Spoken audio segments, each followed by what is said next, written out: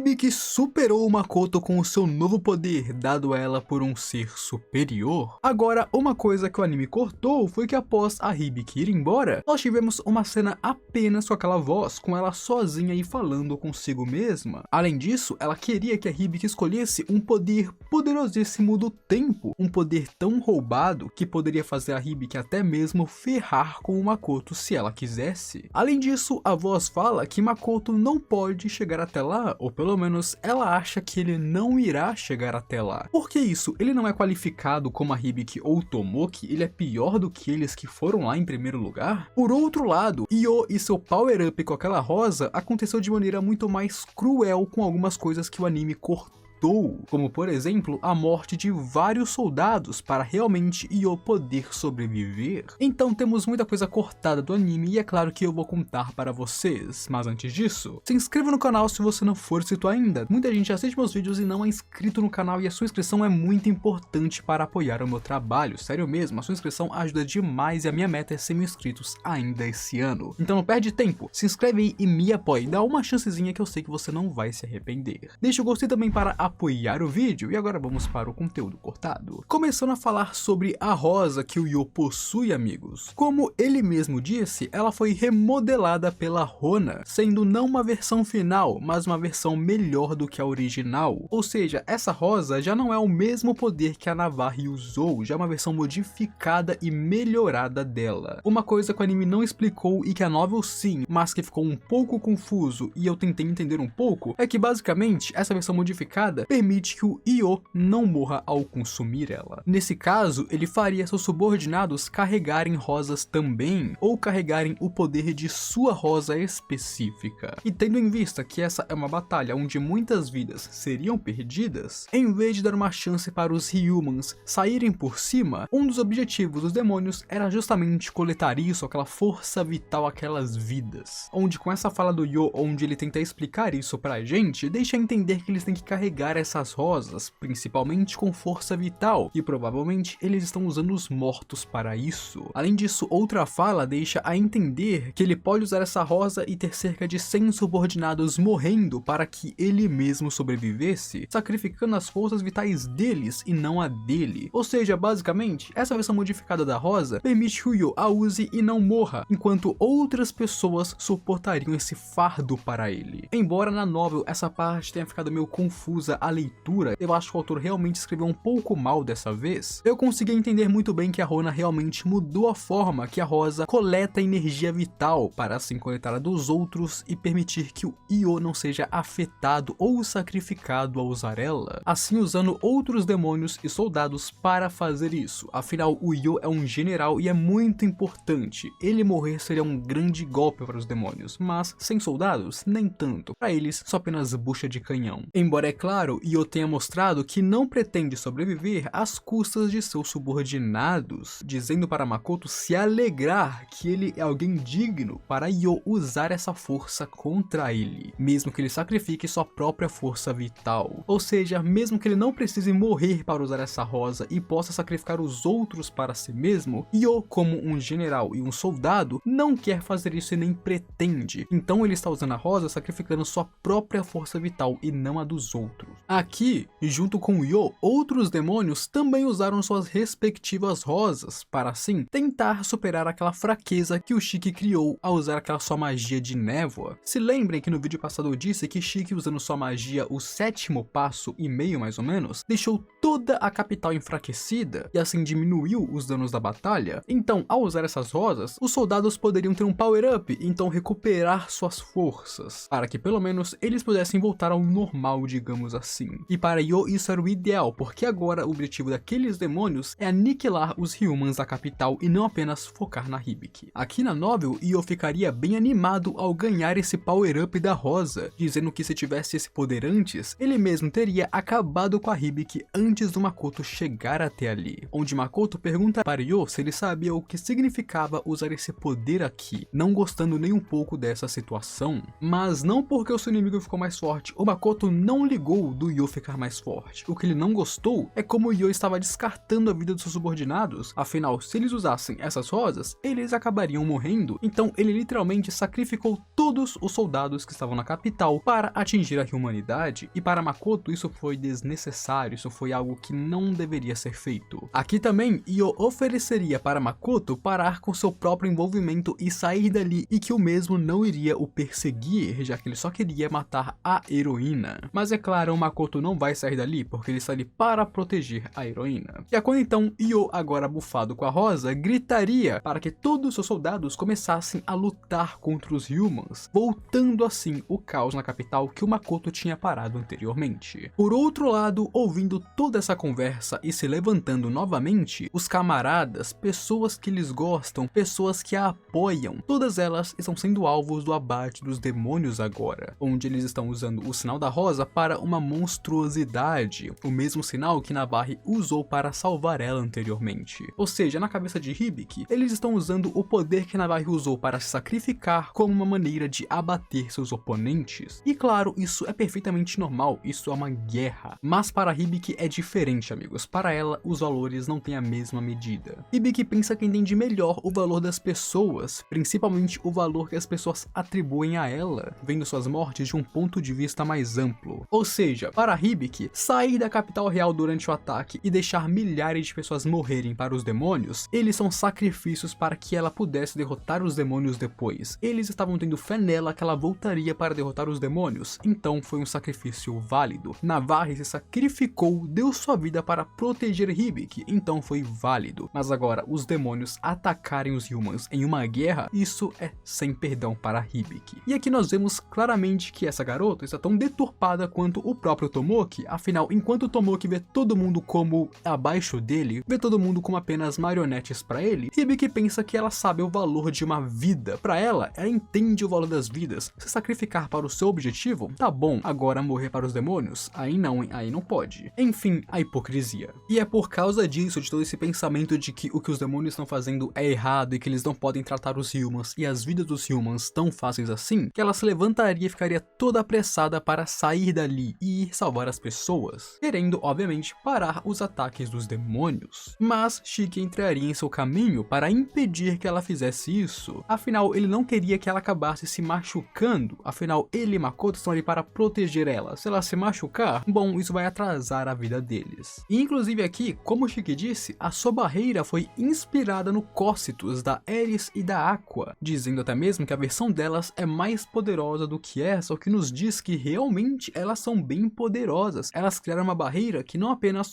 Tomoe e Ruchi elogiaram e disseram que tem seu valor, mas que também resistiu perfeitamente a qualquer ataque da heroína. Pelo menos isso antes da heroína conseguir um poder de Deus Ex Machina. Do nada um ser superior deu o poderzinho pra ela e ela ficou feliz. É foda. E então temos a Hibiki sendo puxada para aquele espaço sideral. Primeiramente, este espaço é o mesmo, se não um muito parecido com aquele que Tsukuyomi convocou o Makoto anteriormente. Se lembram disso? Quando Tsukuyomi chamou o Makoto para transferir ele para o mundo da deusa, o Makoto ficou neste mesmo espaço sideral, ou pelo menos em um espaço muito parecido com esse, onde parece que esse é um espaço onde os deuses usam para interagir com os humanos. E outra coisa que eu queria falar é que não, amigos, essa voz claramente, obviamente, não é Tsukuyomi. Eu cheguei a ver algumas pessoas falando sobre isso, ou pensando que talvez poderia ser que o Tsukuyomi agora está abençoando a Hibiki também, mas não, amigos, não é o Tsukuyomi. Neste exato momento, o deus da lua está em um sono profundo para recuperar os seus poderes, já que ele não apenas gastou muito poder para transferir Makoto para o mundo da deusa, mas para abençoar Makoto também. Então isso aqui é outro ser superior que chamou a Hibiki para trocar aquele lerinho. Aqui Hibiki perguntaria quem é essa voz, e ele diria que perguntar isso é um incômodo, já que ele não possui um nome. E claro, como essa é a única vez que eles se encontrarão, é desnecessário se apresentar. Agora, uma voz que não tem nome, mas que é um ser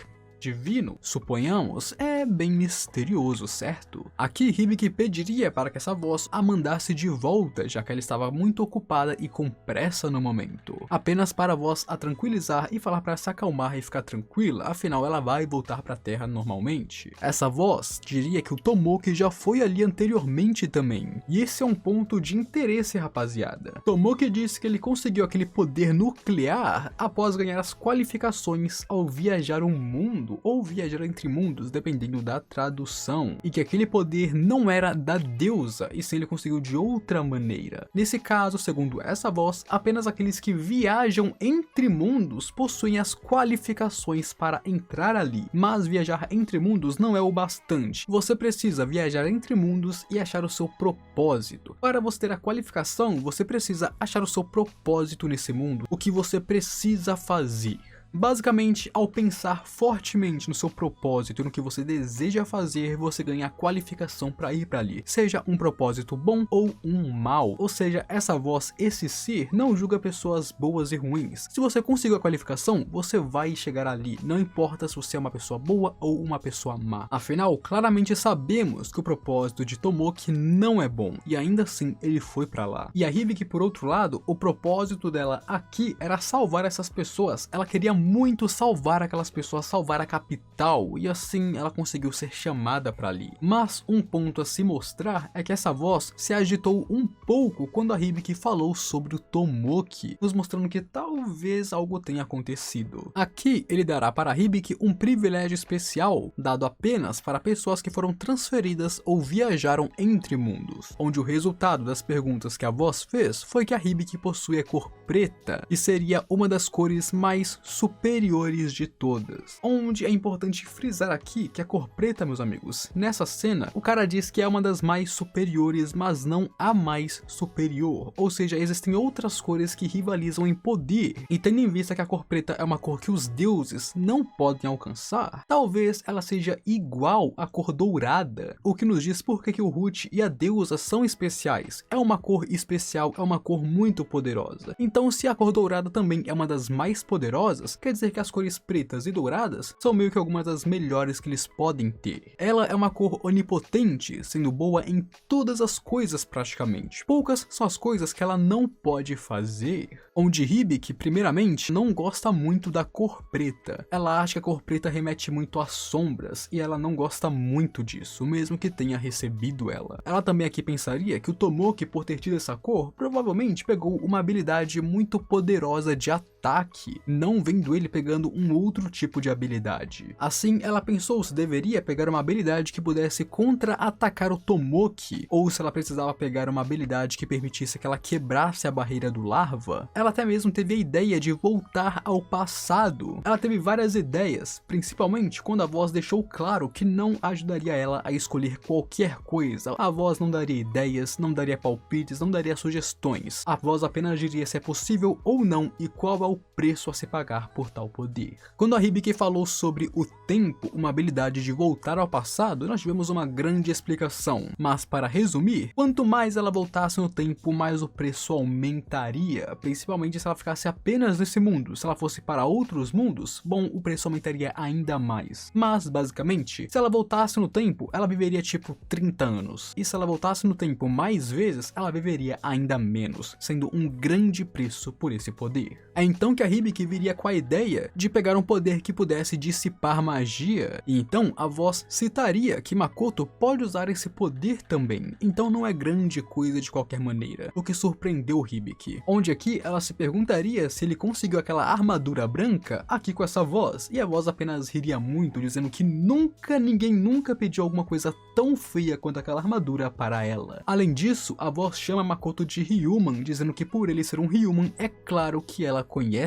ele. Junto disso, a voz também disse que acha que Makoto nunca irá pra lá. E vamos lá, essa voz disse exatamente, é claro que eu conheço ele é um Ryuman. O que dá a entender que essa voz não está sentindo Makoto por ele ser Makoto, por ele ser do Asora, por ele ser muito poderoso, e sim porque ele é um Ryuman. O que deixa implícito que talvez ele seja ciente de todos os Ryumans, talvez. E quando a voz diz que Makoto nunca irá pra lá, em sua opinião, é simples. Se para ganhar a qualificação é necessário a achar um propósito, ter um propósito para si mesmo, Makoto de fato não irá ir para lá. Makoto está completamente perdido. Primeiramente, ele não tem um propósito, ele tem vontades, desejos e objetivos, mas nenhum propósito de vida, um guia para a sua vida. Ele ainda vaga sem ter realmente o que ele quer fazer no futuro. Então, de fato, se para ir ali você precisa achar o seu propósito, o Makoto provavelmente não vai ir. Tanto que é por isso que a voz disse que ela acha que Makoto não vai chegar aí, porque ela não tem certeza. O Makoto pode ir sim se ele achar seu propósito, mas ele vai achar o seu propósito, porque até agora ele não achou. Além disso, uma coisa que eu fiquei pensando é que se Makoto fosse pra lá, a cor dele eu acho que seria branca, não a preta e não a dourada, mas branca. E por que isso? Agora um pequeno spoiler aqui. Se você não quer spoiler, pule para os minutos na tela. No futuro nós vamos ter uma cena onde a Shia olha para Makoto com a sua habilidade de ver o verdadeiro eu das pessoas. E o que ela vai ver dentro do Makoto é uma figura completamente branca com apenas um olho negro. Então eu penso, se essa figura totalmente branca com um olho negro é o verdadeiro Makoto, possivelmente a cor que Makoto ganharia se fosse pra lá ou é preto por causa do olho preto ou é a branca. Agora o que isso significa eu não faço ideia. Mas bem, voltando para essa figura, quando Hibiki escolheu seu poder, nós temos uma cena daquela voz sozinha no espaço. Ele achou ruim que a Hibiki não escolheu o poder do tempo, achando que seria muito interessante se ela escolhesse esse poder. Afinal, se ela escolhesse esse poder e ficasse criando várias linhas do tempo alternativas, pelo menos ele não ficaria entediado, ele teria coisas para ver e observar. Mas ele também ficou bem surpreso com a escolha da Hibiki, já que é um poder muito bom para um herói, e é algo que ninguém nunca pediu antes, pelo menos nada nessa mesma linha. E agora passamos para quando Hibiki conseguiu fugir dali enquanto Shiki se distraía com a chegada de Sofia. Ele diria para Makoto que irá seguir a Hibiki e impedir que ela volte. Ou seja, se Makoto precisasse tirar esse traje, ele poderia, já que a Hibiki não verá sua verdadeira identidade, e como a Sofia é bem poderosa, Makoto precisará usar sua magia, ou seja, sair desse traje. E Makoto agora vai ter que levar as coisas um pouco mais a sério, porque ele reconhece Sofia como uma ameaça, diferente de Yu, que ele não via como uma. E por fim, uma coisa bem interessante é que com a chegada da Sofia, Makoto ficou irritado. Agora, comenta aí embaixo o que você achou desse episódio, o que você achou do conteúdo cortado e dessa voz, esse poder misterioso que essa voz tem, e como que essa voz pode dar poderes tão fortes para Hibiki ou Tomoki. Comenta aí o que você acha ou qualquer coisa para provar que assistiu até aqui. Se viu até aqui, pô, se inscreve no canal porque de alguma coisa você gostou, e se você gostou, pô, me dá essa chance e me apoie. Se inscreve aí para me ajudar. Deixa o gostei também para apoiar o vídeo e mostrar para o YouTube que você gostou dele. E agora eu fui.